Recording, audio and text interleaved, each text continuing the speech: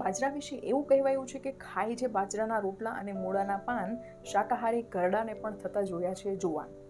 શું તમને ખબર છે કે બાજરામાં રહેલા આયનના ઊંચા પ્રમાણના કારણે તેને આયન કેપ્સ્યુલનું પણ બિરુદ આપવામાં આવ્યું છે.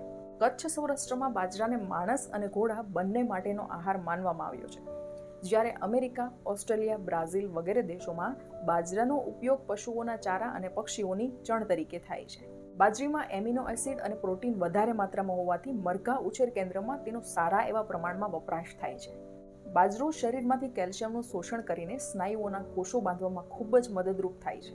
બાજરામાં ઘઉં કરતાં ચરબીનું પ્રમાણ વધારે હોય છે અને મકાઈ કરતાં પ્રોટીન અને ઓઇલનું પ્રમાણ બમણું હોવાથી વૃદ્ધાવસ્થામાં એનર્જી ટકાવી રાખવામાં બાજરાને ખૂબ જ ઉપયોગી માનવામાં આવે છે. આયુર્વેદમાં બાજરાને ગરમ, હૃદયનું હિત કરનારો, જઠરાગ્નિ પ્રદીપ્ત કરનાર, પિત્તને વધારનાર, શરીરના સ્નાયુઓને બાંધનાર, ભૂખ લગાડનાર, કફનાશક, બલવર્ધક અને સ્ત્રીઓમાં કામ વધારનારો માનવામાં આવ્યો છે. પણ સાથે બાજરામાં કાર્બોહાઈડ્રેટ, પ્રોટીન અને ફેટનું પ્રમાણ ઊંચું હોવાથી તેને વાત, પિત્ત અને કફજન્ય પણ ગણાવેલ છે. એટલે બાજરી સાથે જુવાર અને મકાઈ મિક્સ કરી ખાવાથી બેલેન્સ જળવાઈ રહે છે. બાજરો vitamin A, B, C, iron અને કેલેરીનું ઊંચું પ્રમાણ ધરાવે છે. આયુર્વેદમાં બાજરાની મર્યાદાઓનું પણ વર્ણન કરવામાં આવેલું છે. બાજરો પચવામાં ભારે હોય છે, એટલે કેટલાક અંશે મળને બાંધનાર પણ કહેવાયો છે. માટે હરસના દર્દીઓને સાવધાનીથી તેનો ઉપયોગ કરવાની સલાહ આપી છે. વધુ પડતો બાજરો ખાવાથી મસાની બીમારીની શક્યતા વધી જાય છે. બાજરામાં ફાઇબર્સનું પ્રમાણ બહુ ઓછું હોવાથી કબજિયાતની બીમારીથી બચવા માટે બાજરાના રોટલા સાથે પાંદડા કે રેસાવાળી ભાજીનું શાક ખાવાની આયુર્વેદમાં સલાહ આપવામાં આવી છે.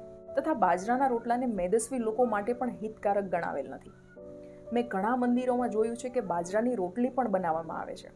તમે 1 મહિના સુધી ઘઉં ખાવાનું સંપૂર્ણ બંધ કરી બાજરા, મકાઈ અને જુવારનો રોટલો ખાવાનું ચાલુ કરજો. તમને શરીરમાં એક અલગ પ્રકારનું જ સકારાત્મક ફેરફાર જોવા મળશે. જ્યારે ઘઉં એક હાઈ ગ્લાયસેમિક ઇન્ડેક્સવાળું અનાજ છે. શુગરના પ્રોબ્લેમવાળાએ ઘઉં બંધ કરવા જોઈએ. એમ પણ અત્યારના સમયમાં મહેનતવાળું કોઈ કામ રહ્યું જ નથી. તો જે માણસ 6-7 કલાક સખત શ્રમવાળું કામ ના કરતો હોય એણે ખાવામાં ખૂબ ધ્યાન રાખવું જોઈએ, ખાસ કરી ક્વોલિટી અને ક્વોન્ટિટી બંનેમાં. નહીતર વજન વધતા અને શુગર આવતા વાર નથી લાગતી. અત્યારે 20-25 વર્ષનાને પણ શુગર આવી રહી છે. બાજરા વિશે તમારી પાસે બીજી કોઈ અદ્ભુત માહિતી હોય તો પ્લીઝ મને કમેન્ટ કરીને શેર કરજો.